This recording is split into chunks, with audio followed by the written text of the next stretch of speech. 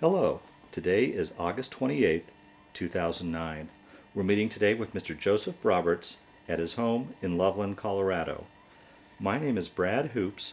I'm the interviewer for the Northern Colorado Veterans History Project. Welcome, Joe, and thanks for participating in the project today. Thank you. Let's start out, if we could. Tell us a little bit about yourself, your date of birth, where you were born, a little bit about your family. Well, I was born in Denver, Colorado, June 28, 1923, and lived in Denver till I was a junior high school student. And my father was in the oil business and was transferred to Wichita, Kansas. Hmm. So we moved to Wichita from Denver in the summer. A little contrast of weather. Oh yeah, the dry to the hot and humid. Yeah. Right. Yeah. This was, you said, when you were in junior high? When I was, yes, Okay. when I was in the 10th grade, I believe. Now, did you have any brothers and sisters? I had one brother, an older brother. He was the oldest of the children, and I had two sisters. And then myself, I was the youngest in the family. Yeah, you said, okay. I was the baby of the family. Okay. So, I guess before we kind of move into the war, your war experience, two other major events happened during this time that I don't know if you could add any insight to and experience. One was the Great Depression, and two was the dust storm. Do you have memories of either one of those? Well, yes, we moved from Denver, Colorado in the dust storm days, and actually drove through it. Yeah. My father had lost his job, which during the 30s, that was prevalent as the same as happening today. And we moved to Wichita, Kansas, where he had an opportunity of working there in a rented car in the summertime, and it was hot, and we wondered, why are we moving here? And when I started school and went through school there, I found that in Wichita had the people were just wonderful. The friends I had, and not that I didn't have good friends Right. in Denver, but it was that really aided and assisted the move to be involved with a number of wonderful people. Mm-hmm. Mm-hmm. And so you finished up school there in Wichita and graduated in Wichita? I graduated from high school in Wichita, Okay. and in 1941. The spring of 41, correct? Yes. Okay. In June of 41. Okay. And went to the University of Kansas in Lawrence. Okay. And so I played football and had a football scholarship, and so I was up at Lawrence, and as you know, pretty soon we entered into World War I. So really, your first semester at college is Yes. when the war broke out. Do you remember where you were and what you were thinking when you heard Pearl Harbor was bombed? Well, they put two football players in every frat and paid our room and board, or helped, and we did some work for them too. But I remember when we heard that, we were all in a room, and there wasn't a sound. And what went through our mind is, now where do we go? Right, right. And we're not going to see these fellows probably ever again. Wow. And that has been true, with the exception of maybe one or two of them. And just like that, our life had changed. Wow. So this is December of 41, towards the end of your first semester. Yes. Take your story from there then. Where'd you go? How did things progress from there? And from there, our coach told I was playing football, and the coach said, I want each and every one of you to get into the enlisted reserve. So if the enlisted reserve people are going to be called up, you'll all go instead of one going now and one. So we signed up in the enlisted reserve and did. I think we went through that semester, that first semester of football, and then I can't remember Sure. exactly when we were called up. I think in the following May, I believe, or April, I was called up into the service Oh, geez. Wow. from the Huh. enlisted reserve. So once you were called up, how much sooner after that did you head off for basic and boot camp and such? Well, then, remember, they bombed Pearl Harbor on December 7th, and this was after, this was in the spring. Right. And when I was called up, I was sent to Camp Roberts, California, Oh, is that basic right? training, and in the infantry. And from there, they sent from Camp Roberts up to San Francisco to POE, point of embarkation. Well, now when you took off for basic, did a bunch of you guys go together, or did you go solo, or how did that work out? We didn't go in a bunch. We were aboard a train, and I think there were only 3 or 4 of us from there that were on the train. But they would go along and pick up. They went down through into Texas, and they'd stop and bring in troops and But as far as a bunch of you buddies going together, no, oh, okay, okay. didn't go with any of my buddies. Hmm. We were all split. Wow. Huh. And went to California. I went to basic training, and then How was, sorry to interrupt, but how was that transition going from civilian life into military life for you? Was that much of a well, that's tra- a different step, because you have no control of your life. right? You're told what to do, when to do it, and so. Also, I think that's true with a number of fellows that go in, and you kind of meet those that respond the same way as you.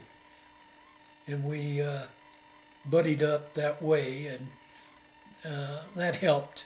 Now, was that big formula- step? Was that big step an adjustment, a big adjustment for you, or were you able to kind of go along with it? And Well, kind of going along with Okay. it. It wasn't a big adjustment, I don't believe. The adjustment was going back into being in the service, I guess, because you were told when to get up, when to yeah, yeah. do the different things. And then how about as you got away down the road, being away from home and such? Was there much in the way of homesickness and for you, or Well, I guess you'd already Yeah, had that. You're away at school, I I guess. was close to Mom, of course, yeah. because I was the baby of the family. And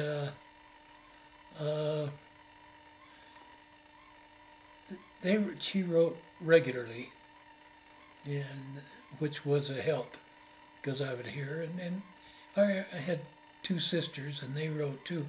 My brother he was the oldest in our family, and he had gone previously into the service. He had gone about a year or so before I did. Okay. And Okay. So, from Camp Roberts, then I'm sorry, you headed north to.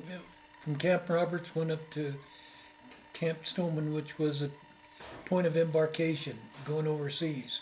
So after basic, then you put into a unit at that point, or had you? Well, went to basic training Camp Roberts, And as a casual pool, that meant you would go anywhere with Oh, okay. any outfit. Gotcha. Okay. And we were put as casuals So you weren't truly assigned yet to anybody. up there. Okay. Okay. And I kind of have not a habit, but I look around and check, went and saw see, you can talk to your commanding officer, but you go through the first sergeant and up the steps to get to the person that you want to speak to, but you have to go through the steps. Sure. And talk with them. And I mentioned I certainly wanted to get in the Air Corps. When I got to POE, I said I've been put in the infantry, basic training, and I've never had a chance even.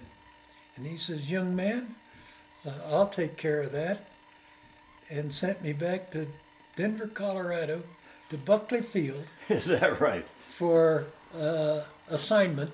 There you took tests to find out if you're going to be a pilot, a bombardier, or navigator. When I was at your intention to get into the Air Corps was to truly fly, or why did you? I really wanted to fly. Okay. Okay. I really, I wanted to be a fighter pilot. And so I went back to Buckley Field in Colorado. Huh.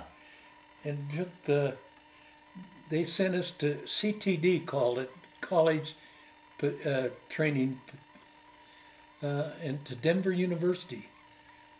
And we trained and also in the morning, and then we went out to Buckley Field, I think it was, and flew Piper Cubs. And we were ready to go to the next step, which would be, we were just on Piper Cubs, and we would be moving to bigger planes. And the generals got mad at Hap Arnold, who was the commanding general of the Air Force, and said, you're taking the cream of the crop away from us. So we, being the cream, of course, not really, but as they stated it, Yeah. I went back into the infantry. Oh no. And when I went back in the infantry, I went into a rifle company. And when we had a couple sergeants, and the first sergeant, and one had been a bartender, another had worked in a cotton mill, and you know, I don't know, I said, I'm going to have these guys, they're our leaders. Right, right. And so I went up to a captain at D Company. I was in A Company. Went up to D Company, and I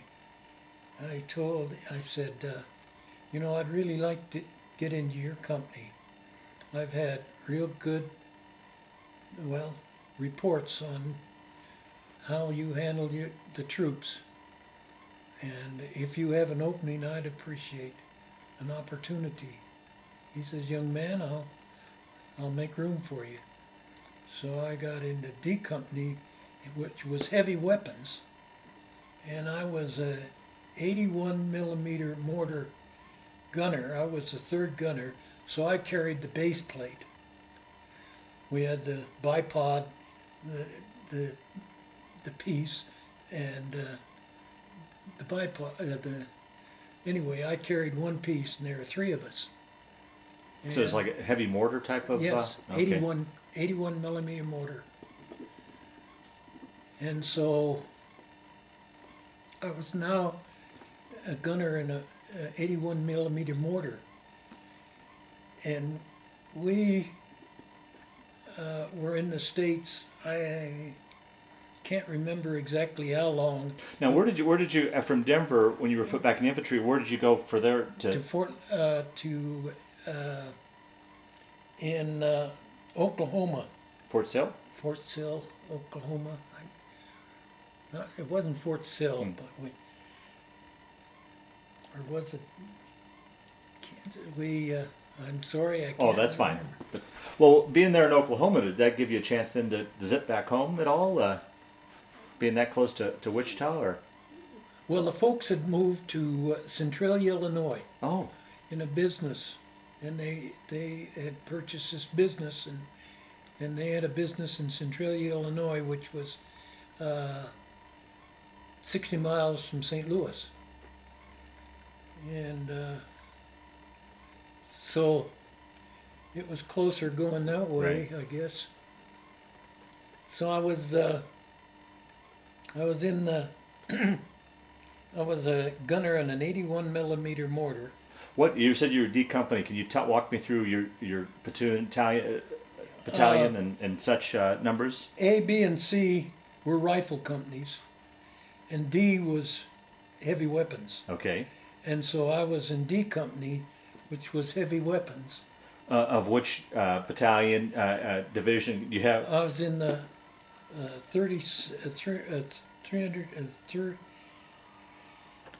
97th Infantry 387th Regiment. Okay. You're really getting my memory. Testing it. Well, you're passing with flying colors so far. Okay, so you're with this unit in Oklahoma, and I think No. before I interrupted you, you're starting to embark overseas, or getting ready to go overseas. Yes, and we did.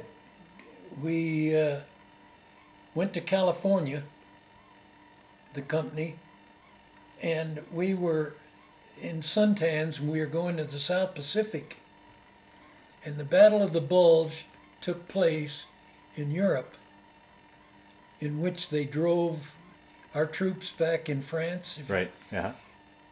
And right then, they called us over, gave us woolens, Oh, geez. shipped us to New York, and shipped us to France. Wow. And just like that. Just like that. Wow. And Well, let's take it from that point. One question I always like to ask when I hear about these Atlantic crossings. Here's a boy from the middle of the country climbing on an ocean-going ship. How was that for you? Did you get your sea legs, or did you get seasick, or how did that crossing go for you? It never bothered me, and I never got sick. Not that there weren't a number of that did. Yeah. And the only thing that bothered us was they'd make us go clear down in the hole, and we would get. We were in a convoy Mm-hmm. with. We had the air carrier in front of us, which they were protecting, and then we had ships on the side that were guarding us. Right. And we were going as a convoy over to Europe, and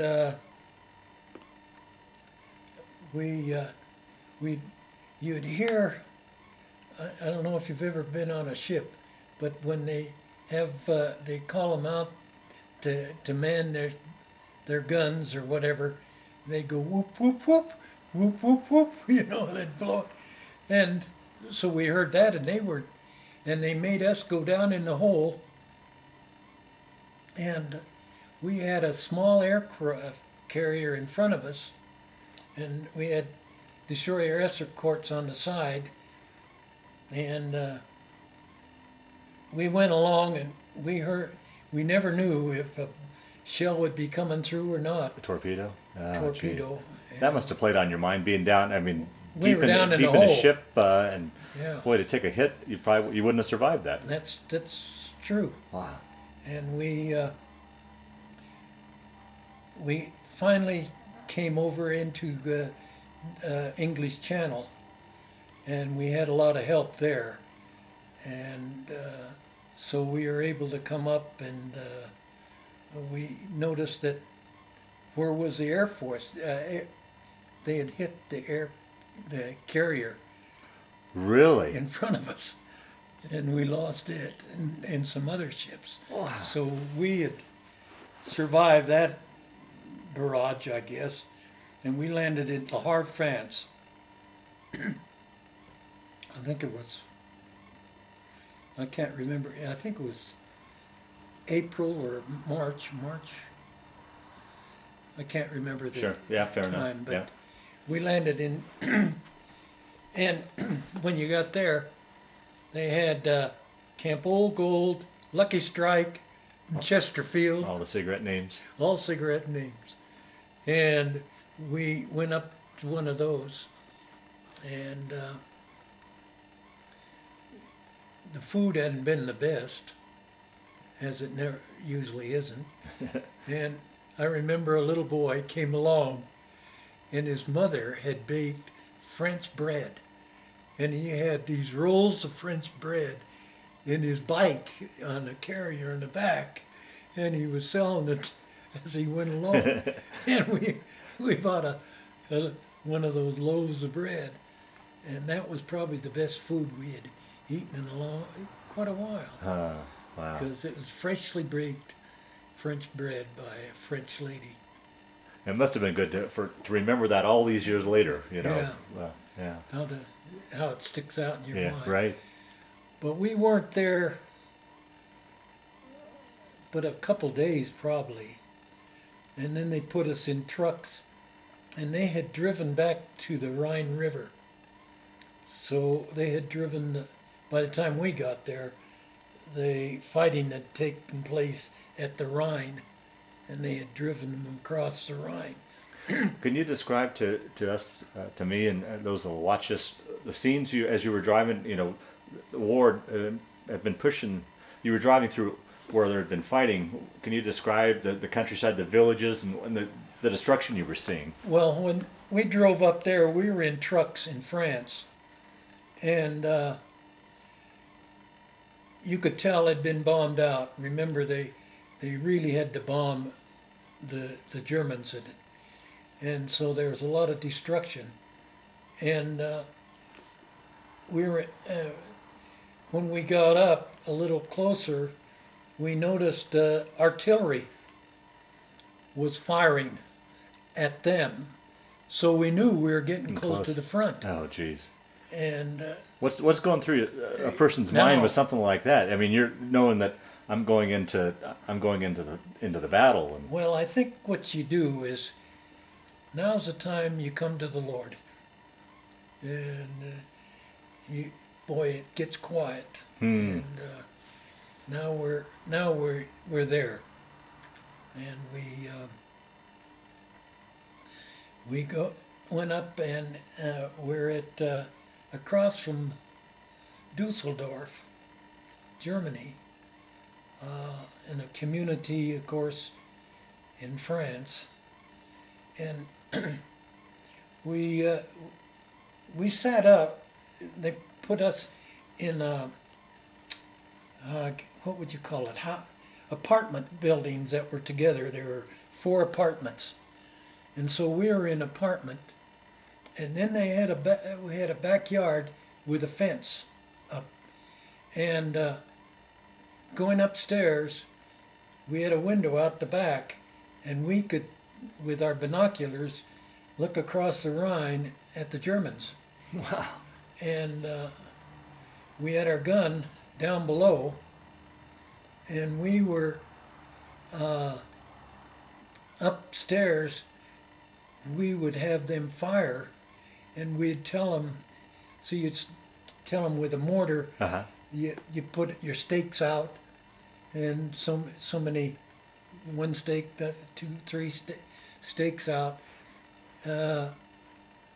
We'd tell them where they were, and if they had to increase, pull some increments out of the pieces that they're firing. So once you set your plate down, then you became an observer. Then we observed up in the front up there. Okay. Why they fired at them, and we were there. Well, they also sent over at night. They would come over with their scouts coming up the street. And we'd see them coming up the street, and we said, we hope no one's snoring downstairs. Jeez, wow. And all we had, they had Burt guns. Yeah. We carried 45s on our hip. Oh my God. Because we were mortars. Well, now, but during the day when you guys were firing across, that pretty much gave away your position. Would you ever get fire back? Well, we would be firing over them. That's why they brought the troops in at night Okay. to check where we were. And we were only there for a few days, and then they pulled us out, and we went down. And you've heard of the Bridge of Remagen? But please describe to the.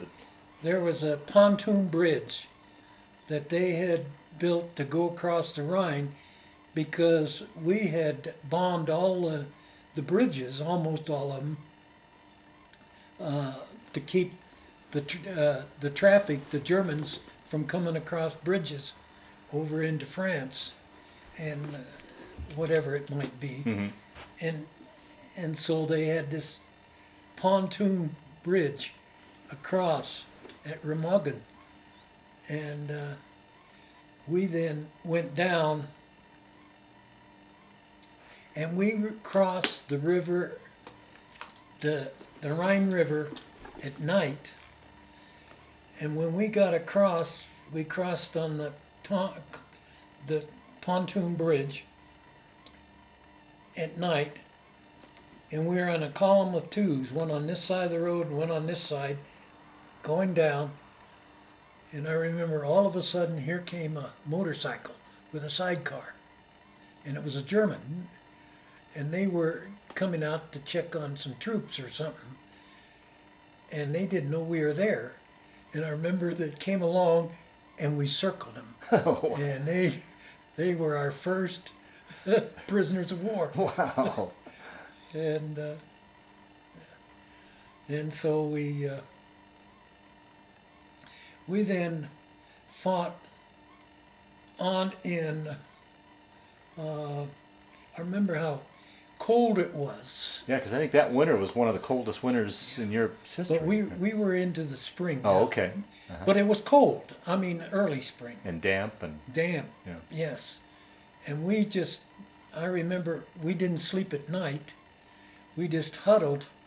Did you have proper clothing, outfits and stuff for that weather? Well, we had wools, and you had to be careful with the coat. It'd be too much.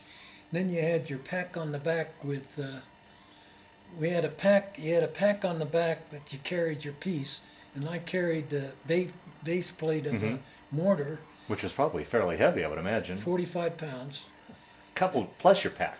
Plus the pack, and then plus pieces.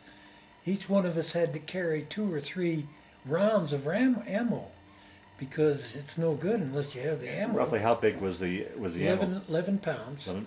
Really? And Well, you were weighed down then. yeah, we were pack horses. But we had ammo bearer here, that carried. You had 3 gunners, and you had ammo carriers. Well, we'd lose those ammo carriers. They'd get lost or get shot or whatever. And so we ended pick up up the slack. carrying Yeah. ammo too. And Well, one thing I always like to ask that I've never really quite understood myself how you guys manage it, but you look at all the various conditions you're in. You said you weren't sleeping at all because of the conditions. Food probably wasn't all so great. Weather and such wasn't great. All of that under the umbrella of being in battle. I mean, each individually, I think, would bring a person down. But how do you think you managed to function under those conditions? I think, well, you had to have your faith. Okay. And that it sounds from our conversation that was very important to you. Certainly. Yeah. And also you had your group, and you would certainly look out for each and every one of them, and they also would look out for you. You became very cohesive. Okay. Because you really depended very strongly on each other, and you knew it. And there wasn't any messing around and goofing off. You did the job. Uh-huh. Okay. And you, that, I guess That was a couple of other things. guys could tell you the Yeah. same, I'm Yeah. sure. Yeah. Okay. Okay. But I think one of the things when you're in combat, the two things that you really lack, and it really takes a little bit of your energy, is eating properly and sleeping properly. Mm-hmm. You lack both of those. And there's times I know you think, oh, if only I could get on a bed and sleep, you know. Mm-hmm. And that happened a little later. And we drove across Germany. Now, did you find, now that you were truly on German territory, did the fighting get fiercer? Because now you're in their backyard, Well, or? You had pockets that you'd run into. And what we found out was you had the Wehrmacht, which was the People's Army, and you had the SS troopers that were Hitler's Right. elite group that were terrible. They wore a skull, Uh-huh. skull and crossbones on their arms. If we ever picked one of those up, we'd send them back, and I'm sure they shot them. I don't know. Yeah. Right. Right. But you had some groups that, Okay. Gotcha. and the Wehrmacht was a People's Army, and they were good. You know, I mean, they were in the service just the same as Right. we. Right. Right. So we respected them. Right. We'd go to house, and when we go take a little village, we'd make the people all in the other houses get out, and we put them all in one house and put guards up. And then we took a house. Okay. We couldn't afford to have them Yeah. Right. not knowing. Right. And kind of an interesting situation. We were in this one place, and there was a big bomb crater, and there was a road going out and kind of a hill down, and the Jerry's, or the Germans, had their 88s, and their 88s were tremendous. Right. They were right on. And they could have fire at the air, they could fire at tanks, or they could fire anti-personnel. Up above your head it Right. comes down. Right. And that road went along there, and there was a house here. We were in the bomb crater here, and there was a bathroom next door. And we were all in the bomb, but this one guy had to go to the bathroom. So he went into the bathroom, and a shell went through the house and through the bathroom, which was behind. He came running out of there with his pants down, with all that. I mean, we had interesting things. Yeah. Right. Right. Right. And which we did. Like we came into, in Germany, where we went through,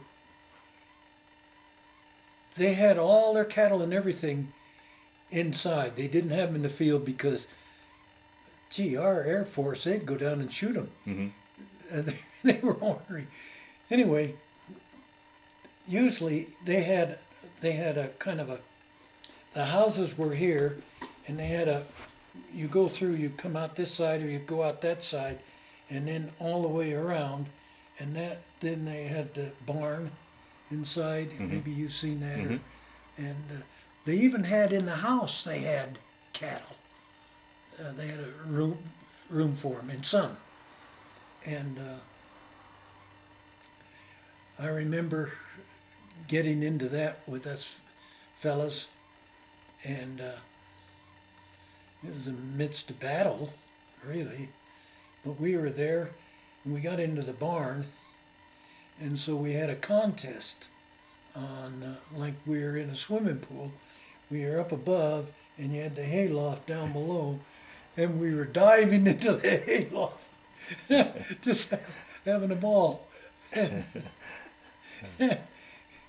And we had found this old, well, it wasn't maybe not too old, but it was a motorcycle with a sidecar. So one of us got in the sidecar and one with the motorcycle, and we took off, and we drove on way out, and made a turn, and there was a kind of a ditch down and everything, and when we got there, here were all these Germans along that ditch. Oh, Turn around and zip back as fast as we could, zigzagging because they were firing at us. oh, gee. I mean, sometimes you're doing foolish things and got in trouble too. Wow. But I state these kind of things because you had to do crazy things to take the tension off. Sure, yeah. And we did do that, and we had a great. You get to be just so close together, and you're really relying upon each and every one of us, and we got very close. And Well, the downside to that, though, I would imagine, is being that close. If somebody was injured or killed, it had to be tough on. oh, it was. Oh, Oh, okay. it was. It certainly was. And I remember a real tough battle. We were going down a street, and Germans were kind of up on I don't know if you call it a hill or whatever it was. And then there was a railroad track. You came down, there was a railroad track, it came up, and then you went across. Do we still? And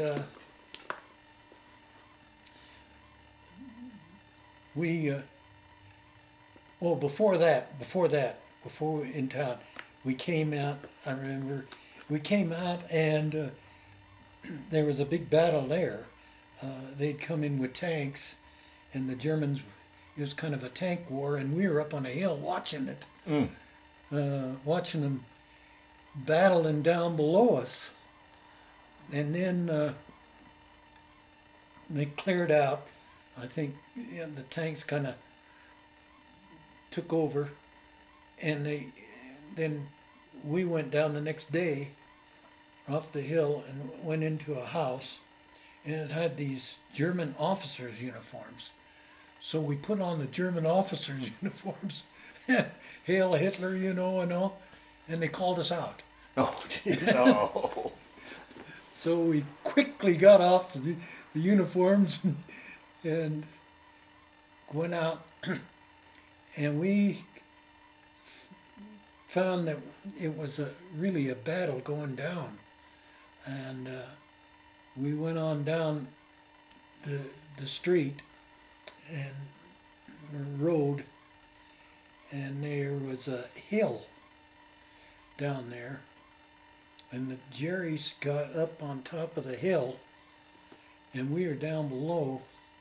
And I remember when we got there, we dug in, and we had our entrenchments, and we were firing at them, and then we were gradually moving up to overtake them, and we were throwing grenades and Geez, that close. yeah, Oh, my God. and they were up kind of on the top of the hill. Finally, they gave up, and so we then crossed. And one thing that really concerned us is we had a couple guys get hit. Was where are our medics?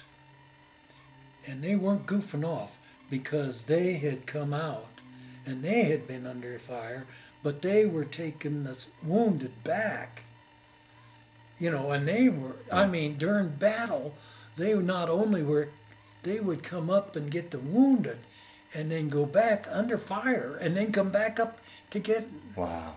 yeah, I mean, you have to really give them credit Yeah. Yeah. because they were under intense pressure.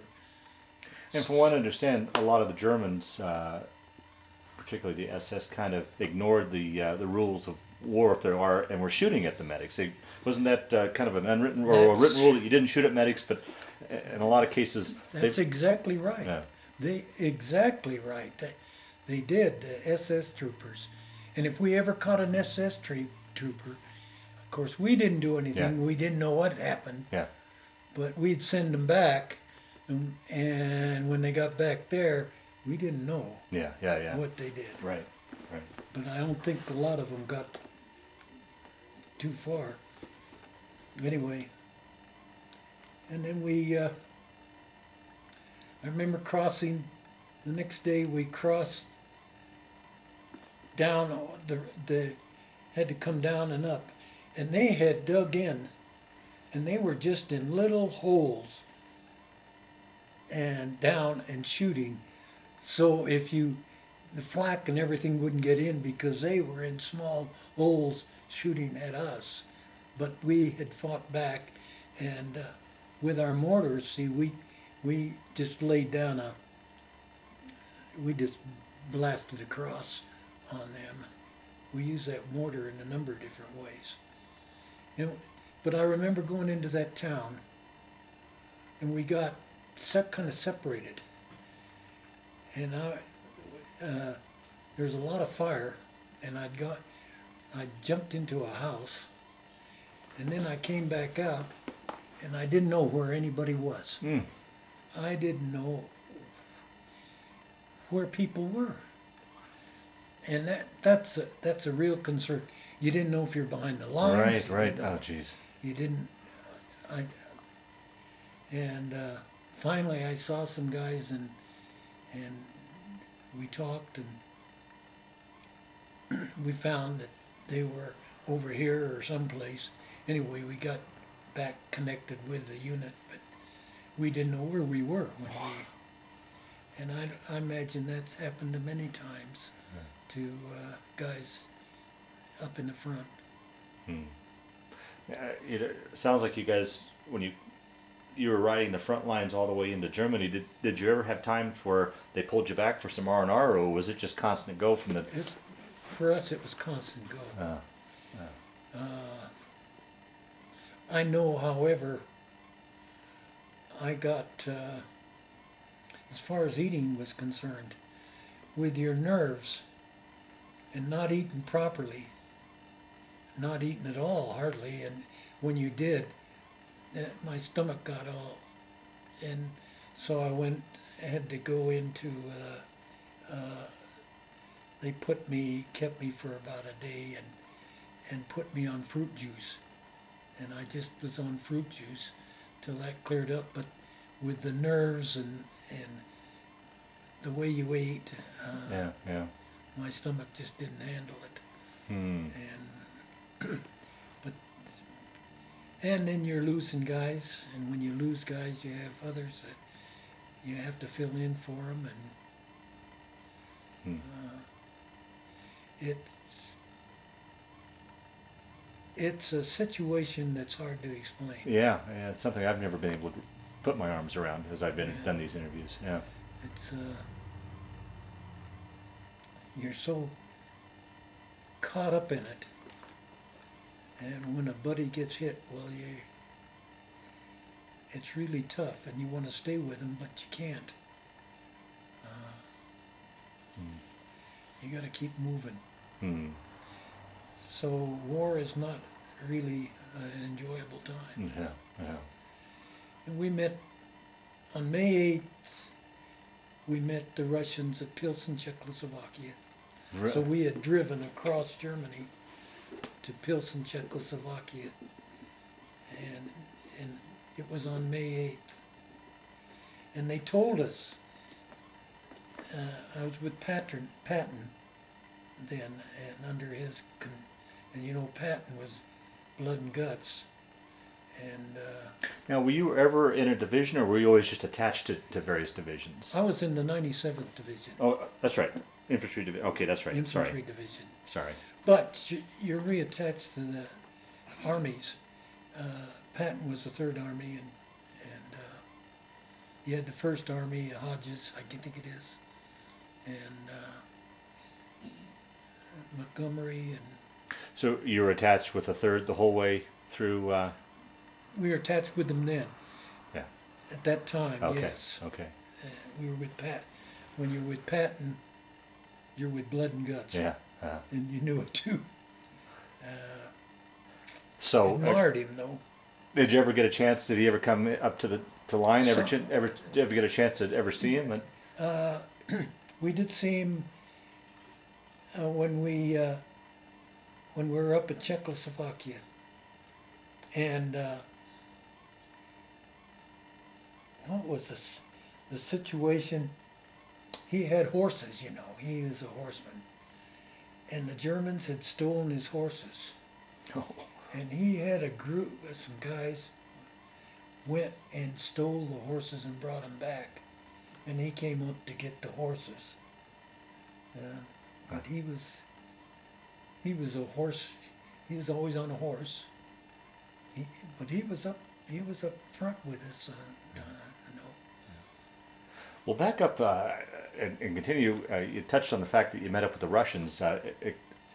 Talk about that. Explain that and what that was like. They told us that we were going, when you would see 3 red flares to hold up and come back because we met the Russians. And they didn't want us to meet them. They wanted just the officers or whomever was going to meet with them. And they pulled us back when that happened. But they said, you'll see 3 red flares. And when we saw there were 3 red flares up in the sky, well, we pulled back. Wow. And that's when we met the Russians at Pilsen, Czechoslovakia. It was May 8th, yeah. And then after that, and one thing too, we didn't see, because we were further south, but we didn't see all the atrocity of the Concentration camps and Jews. such? Okay. And we heard about them, but we didn't. Oh, so word was getting to you. Yeah. Okay. But we did not see them. Okay. I know of I knew fellows that were in the units that did. Okay. But we didn't. So once the 2 armies met up and the officers met, was there ever a chance where you actually got together and met any of the Russians, or were you guys all held back? Boy, they pulled us back right okay. now. Oh, well, okay. It was just our officers. We never saw the Russians. Oh, okay. Okay. At least we didn't. And so you were in that area when VE Day was announced. Uh-huh. You remember that day and what you were feeling, what was going on around? Well, we didn't know exactly. We were hoping, and we heard that there was the end of the war. But we didn't celebrate because we didn't know if it was the truth or what. Wow. And I remember coming back. We were in a field of what do you call it? Poppies, poppy field, Uh-huh. the real poppy field. And we were in the field there, and they told us that they were shipping us back. That there was the end of the war. And boy, what a wonderful feeling that was. Oh, to know that after all you've been through, that you had made it. And they threw 10-1 rations boxes in these railroad cars, and we got into the railroad cars, and we went along, and that country over there was a mass people, those coming to go home this way, those going that way. And there were just thousands of them, really. Mm. And it was and I know we came into this town and we had our rations and they were kind of over there. And remember, they didn't have any food to speak of. And some of them came over and we told them, we have some food for you. And we gave it to them. Well, the word got out, so pretty soon there were quite a few there, but we didn't stay there very long. We pulled out, and one sad situation. Over in, have you been in Germany? Mm-hmm. How fast those trains go? We were on this track, another track coming this way, and one of the fellows that had gone across the track, and there was a little store, and he went over to get a candy bar or something. And he was running back, and a train came and hit him. Mm. And how sad that was. Right. Heading home. Right. Yeah. After all he'd been through, After all he'd been ready through. to head home, and Yeah. oh boy. And that was a sad moment. And of course, it was gratifying for us to know that we were headed home. But remember, we were still at war with Japan. Right. Right. So was there any talk of your division being transferred to the South Pacific? We did. We went. Oh. We got home and we had 6 days leave, and we reported back at Fort Bragg, North Carolina, and then we traveled from there to Seattle and back over to the Philippines. And we were at sea there when they dropped the bomb, the first one. So you were heading as part of the invasion force? Yes. Oh, jeez.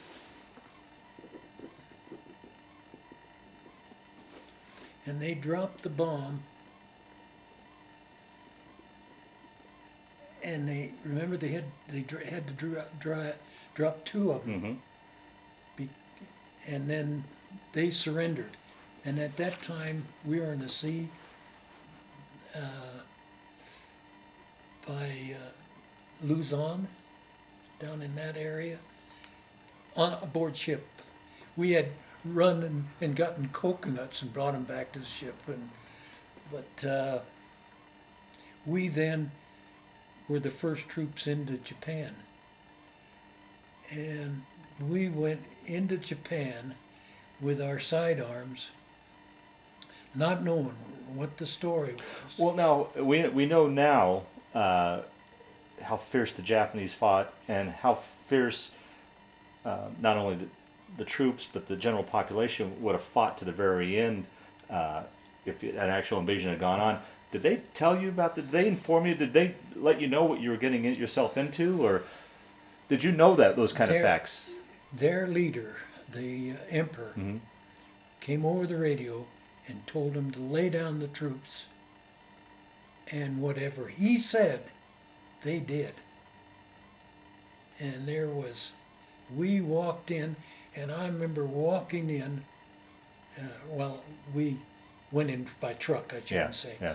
and they put us in the hangars at first, and getting everything organized as to where the different troops are going to be, and setting up our establishment, taking over barracks of the Japanese army barracks, and Where in Japan did you land? Tokyo. Oh, Tokyo. Oh, geez. Oh. Yokohama. And Okay, then right. Tokyo. And then we went up north, 100 miles from Tokyo, to Karazawa, and a little international settlement there. 13 of us in a tent that we'd stop trucks and everything to make sure they weren't taking guns, and we just kind of had a picnic there. I've got to think though initially, backing up a little bit, it just been really literally through hell in Europe. And you think you're going home. It had to be discouraging when you were notified. Okay, now guys, Now we're going going over to the going to Japan. That had to be Yes. a discouraging feeling. yeah Huh. we felt sorry for the guys that fought over in the South Pacific, and they were still there. We didn't relieve them. Right. They were still there. We were they had their places in Luzon and different areas. They had to watch out, and there were still Japanese that were holding out Mm-hmm. that Mm-hmm. gave them fits that they were after, and we went into Japan. Now, how did you find it? Because it sounds like you did a fair amount of traveling, moving in Japan. What was that country like? What were you seeing there as far as? Well, when we went into Japan, we landed at Yokohama, and which is just it was on the shore there, and then you had Tokyo. Tokyo was a little to the left, but my gosh, our bombers came in and burned down a lot of Japan that we saw, and you saw just fields just down black to the crisp, with maybe the stonework standing up. And I mean, they had really blasted them. And why they held out as long as they did, Yeah. it's amazing. So you guys were on the ship when they dropped the bombs. Did they announce to you guys what it done? That we dropped the bombs, and when they announced that, did you have any concept of what this big bomb was? Did it make any sense? Well, we were really, when we were told that, it was hard to really understand. However, we had seen so much ruins that we knew a bomb like that, the devastation that it would Yeah. inflict, which it did. Yeah. Yeah.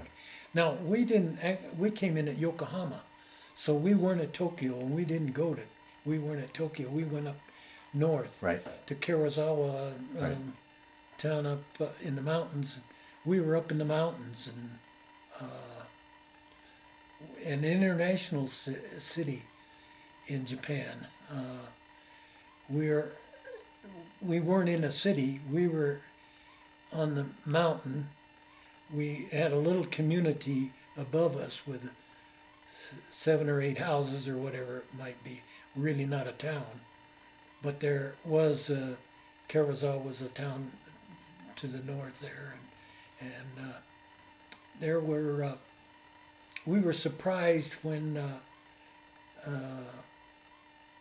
a couple came down to see us, and they were the radio operators, German radio operators between Tokyo and Berlin Really? during the war. Huh. And they came down to see us, and they wanted to know all about Germany because they hadn't been there, and we had just come back from there. And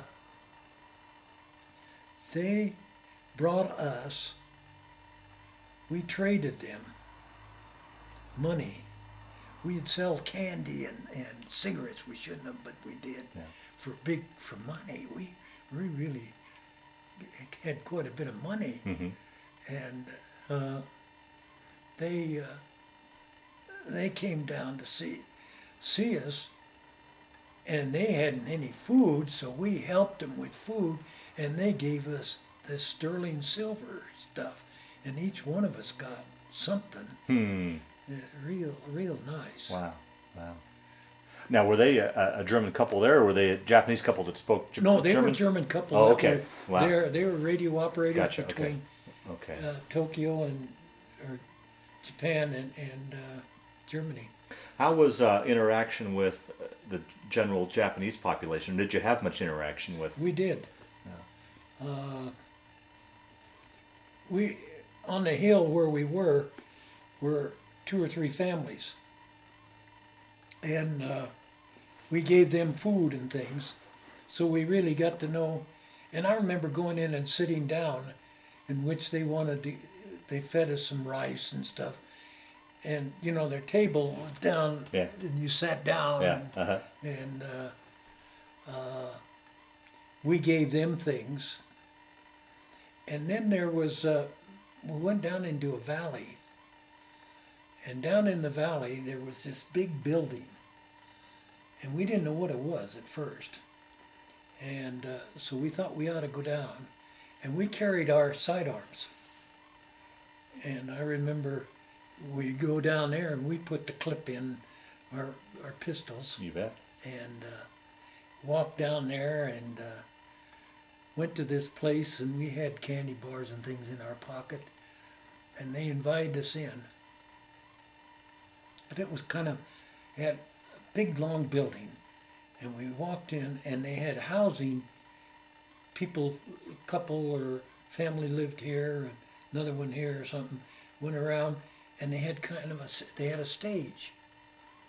And I can't remember to describe if the seating to this, but they had this stage, and they put us up on the stage, and we had candy bars and everything, and then they started checking with us. What did you have? If we'd hold up a candy bar, and then it was kind of bidding. Oh, okay. We walked out of there with a handful of money, all of us. But they hadn't had candy bars or anything, and you'd think we should have been nice enough just to give it to them. They wanted to. So but we didn't know what was going to take place because we'd gone down and Sure, right. away from traffic and everything, and down in this. But we had our sidearms, had the clips in, and So how long then were you in Japan as part of the occupation force?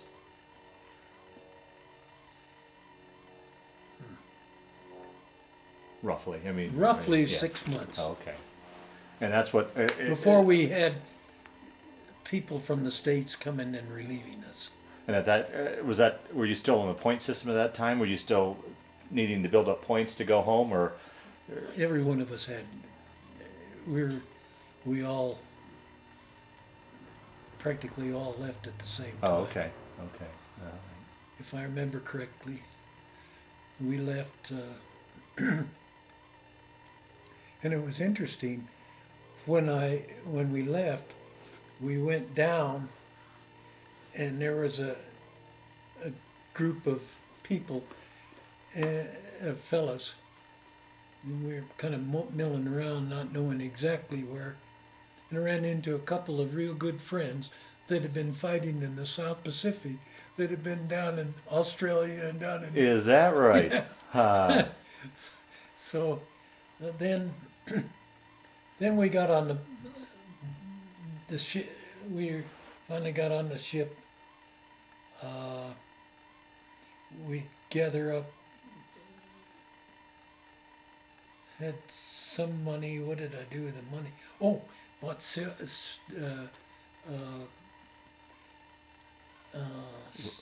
Robes? silk. Oh, okay. Uh-huh. Silk garments or something Mm-hmm. to bring home for my mother and my sisters. Gotcha, okay. And she didn't get any. You didn't know me at that time. And So where'd you go then from Japan? Did you make it straight back to the States, or did you have to Yes. stop anywhere along the way? we went back to the States. Where'd you come into port? We came into Seattle, and we were parked, came up to the port, and the port authority came aboard, and some darn fool had a monkey that had scrub typhus. Oh, no. And so we were quarantined, and they sent us back. And we were out there for 12 days. Oh, no. And then they'd bring a boat of dancers and singers, and they'd come around the boat, and we'd all be on this side of the boat, and the boat was like that. Then they go around to this side, and the boat. And so we were out there. I don't know how long it was, a week or so, and because some guy brought a dadgum monkey aboard. Now, is that where you got your discharge, or did you have to go No, back no. to? Yeah, got my discharge in St. Louis. Okay, okay. Yeah. And then from there, I went to your folks' place. Yeah, went to my parents, and then that was in the latter part of the spring, I think. Oh, 46. And I said I wanted to go back and finish my education, so I went back to Denver University. I'd gone to KU, Right, and then yeah. I'd gone to, but I was at DU in the Air Force, and I said I wanted to live in Colorado instead of Kansas, so Yeah, I yeah. wanted to get my degree from here, and so I got my Able to take advantage of the GI Bill once? yes, Okay. Yeah. and got my degree from the Denver University What'd you get your degree in teaching, Teaching? in Okay. marketing, in? Okay. and then started teaching. I taught first at Adams City High School, my first teaching position, high school. And teaching went on to be your profession then? Uh-huh. Okay. How many years did you teach altogether? Oh, good land. Over 20. Wow. Well, I taught, and then I was working on my master's degree at CSU, and then I was up in Seattle area in the service. Or no, I guess I was just up there working with a job teaching. That's where I was teaching up there, and I got a call from Herb Benson, who was the head of the vocational education at CSU, and wanted me to come back and teach summer school at CSU. And so I came back to teach summer school, and when I got back to teach summer school, after the summer was about half finished, he says, I'd like for you to stay on full time. So then I taught at CSU in teacher ed. Oh, on a university level? Yes. Oh, okay. So then I finished there, and when I retired from CSU. I'll be darned. Well, let me back up and ask a few more questions. Certainly. How, both in Europe and in Japan, how was communications as far as getting letters and stuff back and forth from home? Was that, particularly with you guys on the move and out in the middle of nowhere, was that, how often? V-mail Vimeo, uh-huh. was the only way. And you said your mom and your sisters wrote you quite often? Yes. And I'm sure that sometimes it was held up, but they wanted to make sure we got the mail because they had to keep our attitude. Yeah, right. Morale type of mail, thing. the morale, yes. Uh-huh. And I heard from Mom and my sisters, Mom really Yeah. regularly. Yeah. How was that, speaking of your mom and maybe your parents together, but after the war, did they ever talk about what they were going through, what they were feeling with you in your harm's way? And I don't know where your brother was, but particularly because you said you were very close to your mom, and you're in harm's way, and she really, I don't imagine you could really tell her exactly where you were, so, and with the delay in mail, how that must have played on her mind. Did she ever talk about her feelings and how she dealt with that? Well, she had a son too that was over in India, and he flew the hump Oh, jeez. and into China. China. So she had him over there, Right. and then I had me Oh boy. in Europe, and then back over there. So I'm sure it took its toll on Mom and Dad. And they had a business in Centralia, Illinois, and of course the business kept them extremely busy, and that helped rather than being home. And Mm-hmm. Mm-hmm. Mm-hmm. they had a photostat and blueprint and stationery store, and They were able to function with rationing and stuff going on as far as getting Yeah. the necessary materials and supplies they needed. yes, some, and then when I'd get a leave, well, you'd get, they gave us a packet or something, and then I'd give it to Mom, and of course I didn't get home too often. Yeah, yeah, yeah. Talk a little bit about your family, wife, any children, grandchildren. Have, of course, Mom and Dad, and they're both deceased now, Mhm. of course. And I had an older brother who was in the Air Force, and he was over in China and India. And I had two sisters. My older sister is down in Denver, which we see quite regularly, and a younger sister that was up here, and she died younger. I mean, she was the first one of our family. Mm. And a brother who was in Wichita, and he worked with an oil company there. And so it was the two sisters and the brother were my sibling, and my children. Mhm. I mean, sisters and Right. brothers.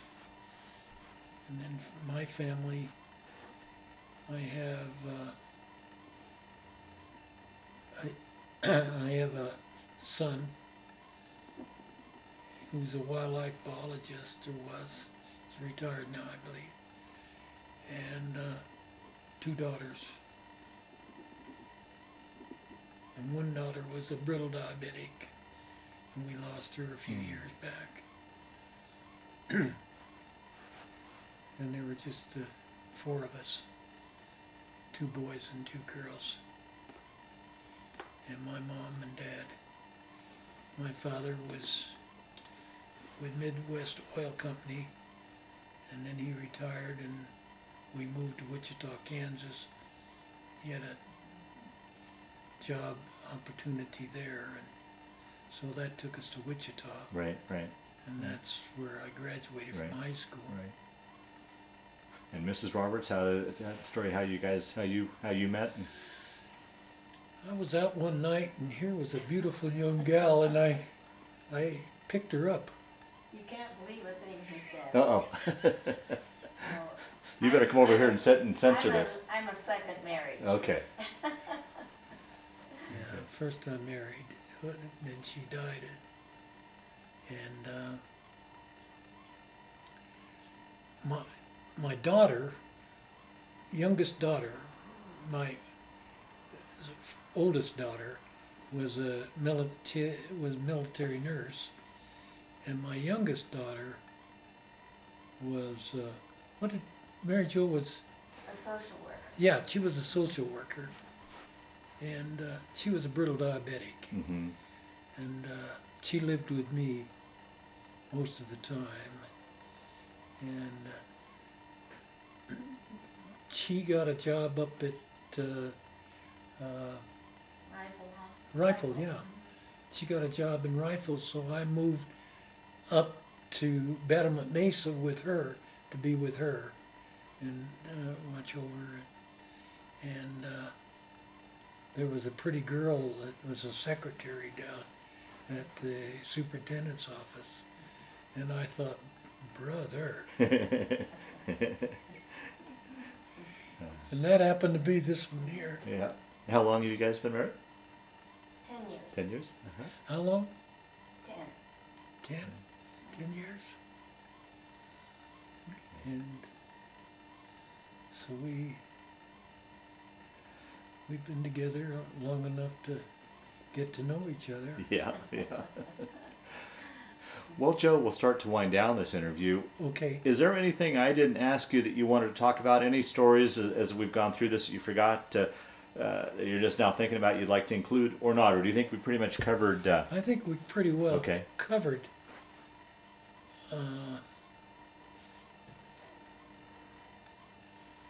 I think that it's interesting. I think I was fortunate to have been in both theaters Yeah. Oh, very few people. Yeah, that's And- fascinating. and to really get to know the French and the Germans and Well, I guess that's a question I forgot to ask now that I think about it. Once again, here's a boy from the Midwest. I guess you guys had moved from Denver to Wichita, but very few people in your generation very seldom traveled very far away from where they were. You go into the military and you're all across the country, and then you're into various parts of Europe, and then you're in the South Pacific and Japan. That must have been a really eye-opening experience for you. well, it certainly was. Yeah. Yeah, you bet. And you open your vision as to what the rest of this world was like. Yeah. And certainly, if I'd been in Africa, it'd been different there. And, Right. and Right. Right. different Australia and things like that Right. too. Right. But it Have was- you ever had a chance to travel back to any of the places you were? We traveled last summer. Last year we went back and went up the Rhine River, so got to go by where the pilings are all that's left of the Remagen Bridge. Uh-huh. But, went through some of that area, but of course, it's all been restored. Yeah, so it must have been No, quite a nothing bit of is the change. same. I really wanted to see where we were, but I couldn't tell. And the bridge at Remagen, we were talking about it to these fellas, and they went up to see the pilot, I guess, about where it was, the one that Mhm. knew the river pretty well. Mhm. And what did he say? He'd blow his. Well, he said that he would announce it and wake them up, but it was like 3 or 4 in the morning. Oh. Yeah. Oh, jeez. And Okay. one particular guy that we visit with did get up and go look, but as I said, just the pilings, and at that hour of the night, Yeah. I'm sure he didn't see very much. Right. Gotcha. Uh-huh. Yeah. But you really couldn't see much, Yeah. but they just had a piling like she Yeah. mentioned. Yeah. Yeah. You know? Well, one last question I always like to kind of end on. How do you think that experience played a role in your life, affected your life, changed your life, or did it? Or was it just simply just a chapter of your life that you went through? I think the change is when you're in the service and then you meet different cultures while you're in the service. In Europe against Japan, they're two different. Going over to Czechoslovakia is different than France. Mhm. French. Mm-hmm. We did see the different people, and I think it opened your eyes as to what really takes place in the world as far as understanding people, appreciating different cultures. And I think we don't have, but well, we have had, haven't we, some foreign type ethnic groups that have moved in, and you know them and appreciate. Actually, Japanese. Now, German, I couldn't speak any German. Fein, Schwein, too. Yeah. But I learned a little bit of Japanese. Really? Yeah. Could count and talk and It's a fairly hard language to pick up, isn't it? more so. Yeah, but yeah, I guess it was association with people or something. More so there than being over there Yeah, where you're in gotcha. combat. Right, and right, have opportunity. right. Well, in closing, to really kind of cap off this interview, is there any sort of statement you'd like to make to family or others that may watch this tape? Really kind of an open mic to say anything or not. Well, I think when a person is in the service, sometimes we're really concerned about them, and you hate to see them go into the service or whatever. Yet, different situations open this up to the acceptance of other people and life happenings that we wouldn't have if we didn't have some of these experiences. And I think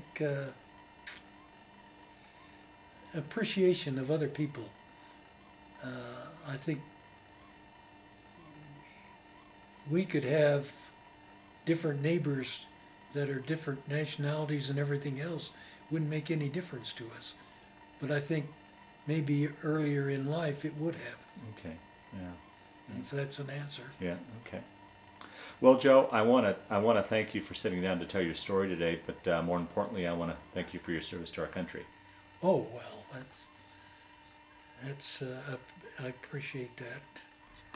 That was taken in Japan. Oh, is that right? Yeah. Yeah, and we decided one day to get some pictures, messing around, and so we went over, and so that was taken when we were over there. Okay. That was taken when we happened to be back on furlough the same time. If you know, we're both in uniform. And were your folks in Kansas at that time, or were they in They're in Illinois. Okay. Okay, that's Eugene Sagers.